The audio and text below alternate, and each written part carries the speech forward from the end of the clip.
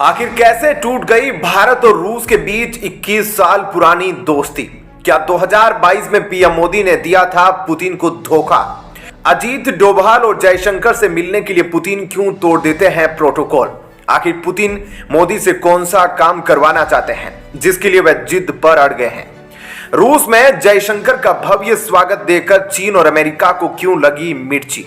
रूस ने भारत पर किया बड़ा एहसान, आज 1971 भूल जाएंगे आप? विदेश मंत्री एस जयशंकर से मिलने के लिए पुतिन ने क्यों तोड़ दिए प्रोटोकॉल के सभी फाटक? नमस्कार एंड वेलकम टू जी चिस्ट। इस वक्त भारत और रूस की दोस्ती न केवल चीन और अमेरिका बल्कि पूरी दुनिया में तहलका मचा रही है। भारत को लेकर पुतिन ऐसे ऐसे बयान दे रहे हैं जिसे सुनकर बाइडेन और जिनपिंग की नींदें उड़ी हुई है। इस वक्त पुतिन न केवल यूक्रेन युद्ध बल्कि मिडिल ईस्ट में भी पूरी तरह से अस्त व्यस्त दिखाई पड़ रहे हैं। इसके साथ ही साथ उन्हें पश्चिमी देशों द्वारा लगाए गए सैंक्शन से भी निपटना है। 5वीं बार राष्ट्रपति बनने के लिए उन्हें चुनाव की तैयारी भी करनी है। लेकिन जैसे ही भारत का कोई प्रतिनिधि रूस पहुंचता है तो पुतिन अपना सभी काम छोड़कर उससे दौड़े दौड़े मिलने आ जाते हैं। यह दर्शाता है कि पुतिन भारत के साथ रिश्ते को कितना ज्यादा अहमियत देते हैं। पुतिन सामान्य तौर पर अपने समकक्षों से ही मुलाकात करते हैं, जैसे कि किसी देश का प्रधानमंत्री हो या राष्ट्रपति। लेकिन इस परंपरा को तोड़ उन्होंने भारत के विदेश मंत्री से मुलाकात की। कुछ दिन पहले उन्होंने भारत का जेम्स बॉन्ड अजीत डोभाल जी से मिलने के लिए सभी परंपराओं की धज्जियां उड़ा दी थी। मतलब साफ है, पुतिन भारत की तरफ से रूस गए हुए सभी प्रतिनिधियों की जमकर स्वागत कर रहे हैं। वैसे तो पुतिन जयशंकर साहब को काफी पहले से जानते हैं, क्योंकि जयशंकर के लिए रूस कोई अनजाना मुल्क नहीं है। वह रूस में भारत के राजदूत भी रह चुके हैं। वह रूस के गली गली से अच्छी तरह से चित्त परिचित है। जयशंकर के सामने बिल्कुल 2 फीट की दूरी पर बैठकर पुतिन ने बताया कि पूरी दुनिया में इस वक्त अशांति और उथल पुथल मची हुई है, लेकिन इसके बावजूद हमारे पारंपरिक दोस्त भारत के साथ गहरे संबंधों का विस्तार हो रहा है। पुतिन अच्छे से जानते हैं कि रूस के साथ दोस्ती निभाने के लिए भारत ने बड़े बड़े प्रेशर झेले हैं। भारत ने अमेरिकी दबाव को नकारते हुए रूस से S-400 मिसाइल सिस्टम खरीदा है और यूक्रेन युद्ध शुरू होने के बाद भी हमने रूस से भारी डिस्काउंट पर बम्पर मात्रा में तेल खरीदने का सिलसिला जारी रखा है। पुतिन और जयशंकर की यह मुलाकात रूस यूक्रेन युद्ध और इजराइल हमास युद्ध के बीच हुई है। इस वक्त पूरी दुनिया बेहद कठिन दौर से गुजर रही है। इसी बीच रूस और भारत एक दूसरे के प्रति विश्वास की नई बागडोर बुनते जा रहे हैं। मीटिंग के दौरान पुतिन के साथ विदेश मंत्री सर्गेई लावरोव और रूस के वाणिज्य मंत्री डेनिस मांतुरोव मौजूद थे। वहीं जयशंकर के साथ रूस में भारत के राजदूत पवन कपूर भी मौजूद थे। यह सभी लोग आपस में टेबल पर बैठकर यह निर्धारित करने में लगे थे कि कैसे भारत और रूस के बीच व्यापार और संबंध नई ऊंचाइयों को छू सके। इस दृश्य को देखकर चीन और अमेरिका निश्चित तौर पर विचलित हुए होंगे, क्योंकि पुतिन आमतौर पर किसी एक विदेश मंत्री को इतना ज्यादा भाव नहीं देते हैं। लेकिन यह मीटिंग इस वक्त इंटरनेशनल मीडिया में नई नई हेडलाइंस बन रही है। बना रही है। एक तरह से देखा जाए तो जयशंकर भारत के प्रधानमंत्री बनकर ही रूस पहुंचे थे, क्योंकि कायदे से इस वक्त पीएम मोदी को एनुअल मीटिंग के लिए रूस जाना चाहिए था, जो परंपरागत तौर से हर साल एक दूसरे देश में आयोजित होता है। बता दें कि हर साल भारत और रूस के बीच शीर्ष नेताओं के स्तर पर वार्षिक सम्मेलन होता है।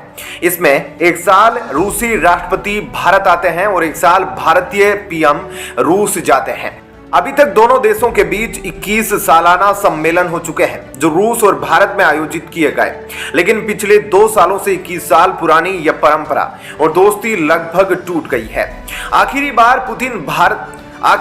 पुतिन तो भारत आए थे, लेकिन पीएम मोदी 2022 में यूक्रेन युद्ध के बाद रूस नहीं गए। मुझे लगता है कि पीएम मोदी का यह डिसीजन पुतिन को कहीं ना कहीं बेचैन किया होगा।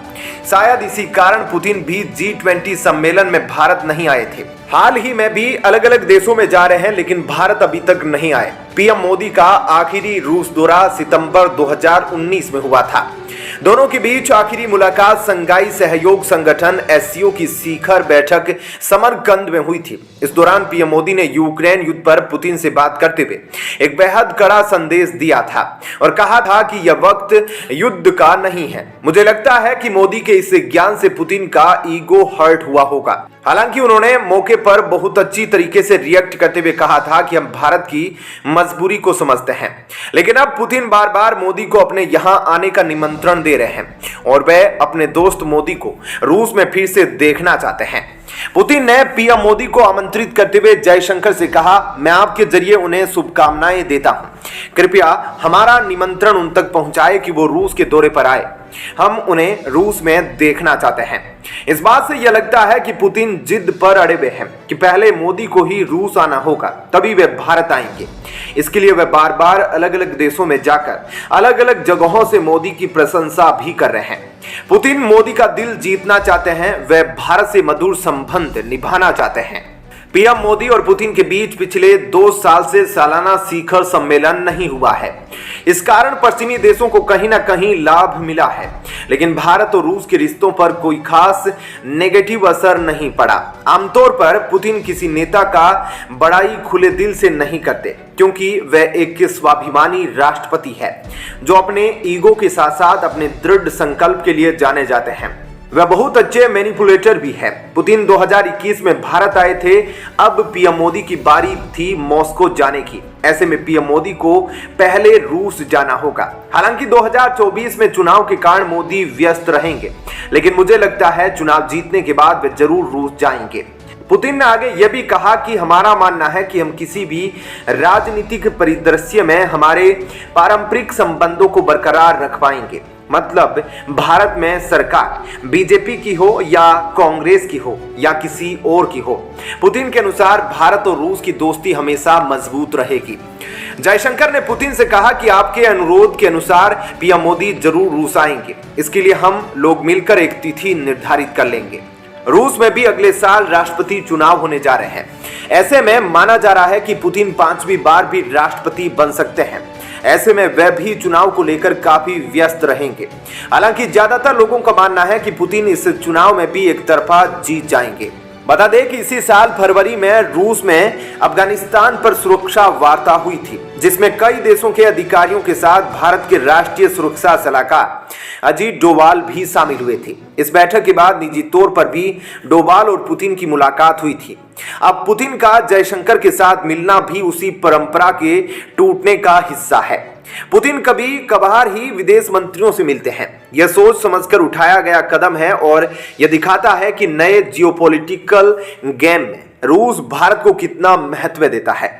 आप में से कई लोगों को लगता है कि 1971 के बाद से ही रूस हमारा जिगरी यार बना था, लेकिन भारत और रूस की दोस्ती की शुरुआत साल 1971 नहीं था, बल्कि नेहरू के काल में भी सोवियत यूनियन भारत की विकास के कई मोर्चों पर मदद कर रहा था।